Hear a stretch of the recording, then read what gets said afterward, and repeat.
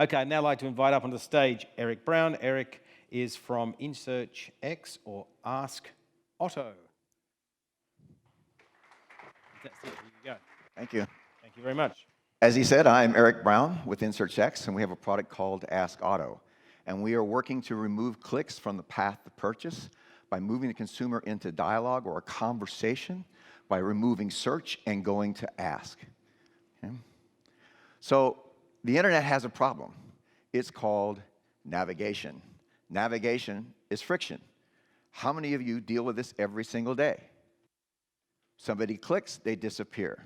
Somebody doesn't click, they disappear, right? We see click-through rates going down. We see bounce rates going up. You buy Google AdWords, SEM, it's got a 56% bounce rate. You just doubled your cost, right? Why? Because we're asking the consumer to find the content rather than delivering the content to the consumer where they are. And so what we're doing is working on embedding generative AI right into the point of contact through a variety of integrations. The solution I'm showing you here, for example, is an article about recalls, where the AI is prompted by the content to ask the consumer, do you have questions about safety recalls on your vehicle? Do you own one of these vehicles? And that prompts the dialogue to go deeper and deeper into engagement. So the point here is, whatever the consumer needs, they need to only ask where they are. Remove navigation from the path to purchase. We're starting in automotive. The market size there, just in the United States, is about $200 billion. We see the attainable market being about $2 billion for us in the near future.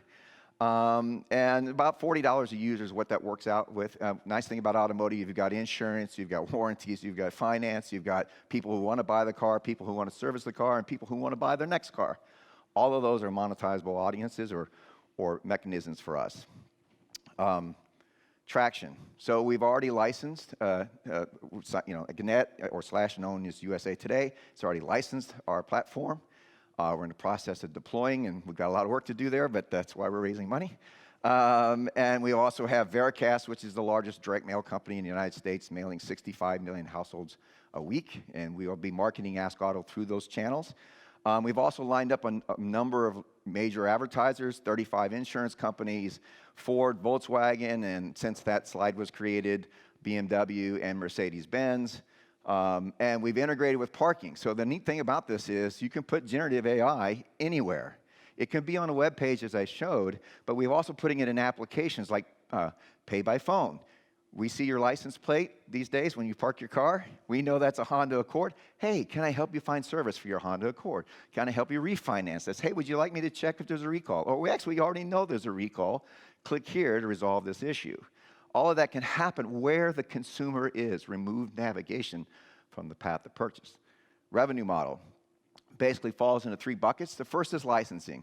Licensing either to use the technology or licensing to be within the technology. I need my content. I need my insurance company. I need my quote engine to be part of the dialogue, right?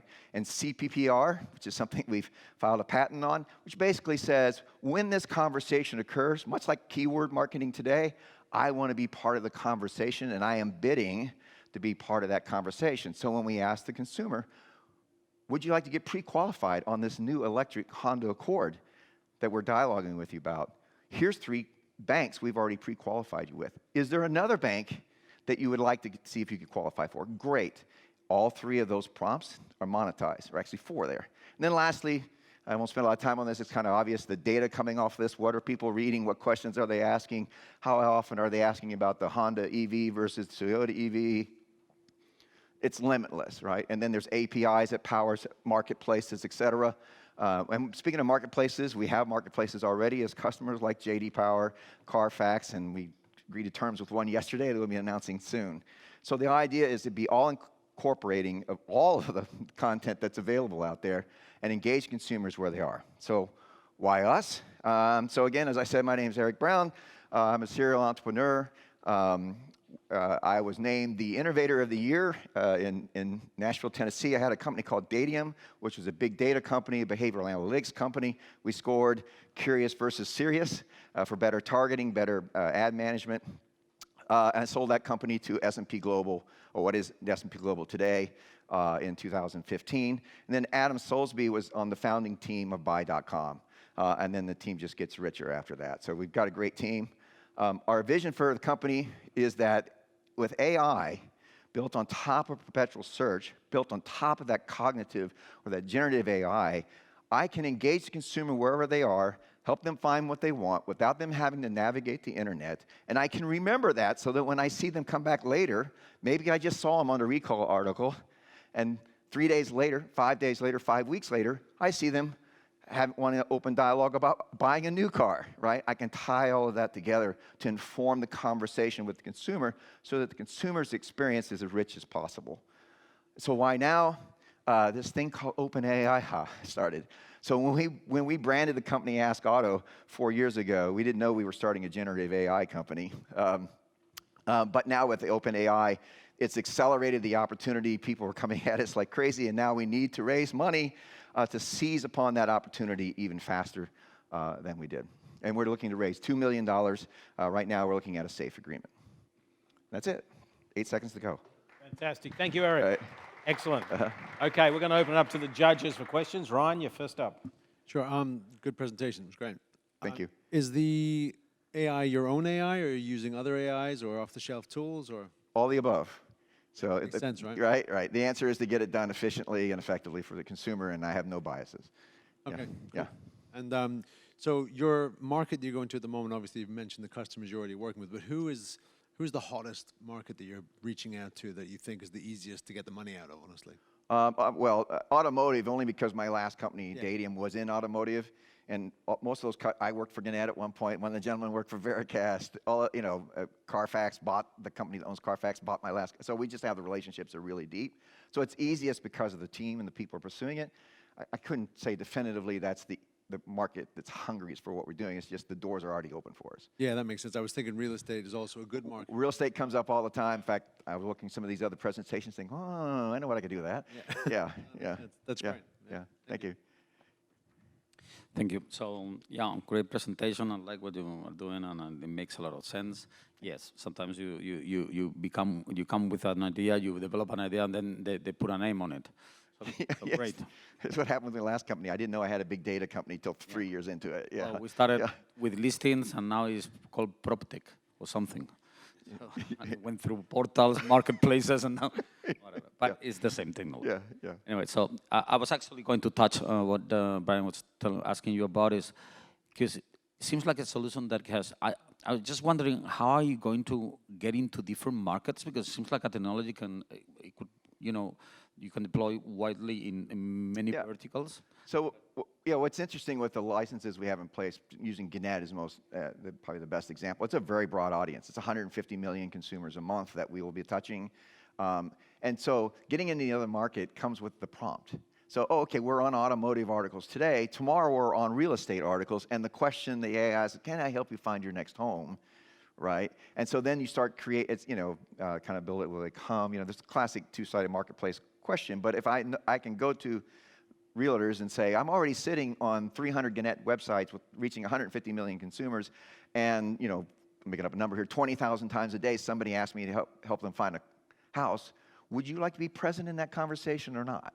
Right? And I'm fairly confident and when we've already proven it in the automotive space, then they're like, oh, well, yes, I want to be in that conversation. And hopefully, some of those people in the real estate vertical had already used Ask Otto to find their next car. Right? So we hope that some degree it'll be organic, but obviously it's going to require investment and talented people. That's what I mean. A lot of investment. What's that? A lot of investment. Yeah. Thank you. Thank you. Thanks. Yeah, similar kind of feedback. Good pitch, clear understanding of the product. And I had a question about unique IP, which I think you've covered. So, can you talk to me about integration? Is it a widget that appears on existing sites? How do marketplaces integrate? So, because it's nascent, it's new in the marketplace, it's all the above again, going back to the AI, in that, Pay by Phone had different requirements from a privacy standpoint. In fact, they had to go out and adjust some data collection in their privacy statements. And so our integration with them is via an app, an API. The integration with USA Today is a line of JavaScript that will go on the site. And it just varies upon the, you know, where the consumer is, what's the technical capability there, right? Okay, and you touched on data privacy. So talk to me about that. Are you trying to consolidate a single view of a consumer across platforms? Yes. Or is it very much contained? So USA Today will be linked to your USA Today account and that's it? Or Yeah, it's actually a Ask Auto account. So everybody, so it's amazing. We generate, you know, several million, over 4 million users today, just because when they touch a page, it generates a user ID. They may not engage in dialogue, or they may not. Right, you know, right now I always call this an MVP, in that we have it's search more than it is dialogue. We're driving toward the dialogue aspect of it, right? But it does generate a user ID. So Pay by Phone, for example, actually it's more than 4 million. I think about it. Pay by Phone parks 4 million unique vehicles a month. Every one of those generates an Ask Auto ID, gives us the ability to communicate to that consumer and draw them into the Ask Auto ecosystem.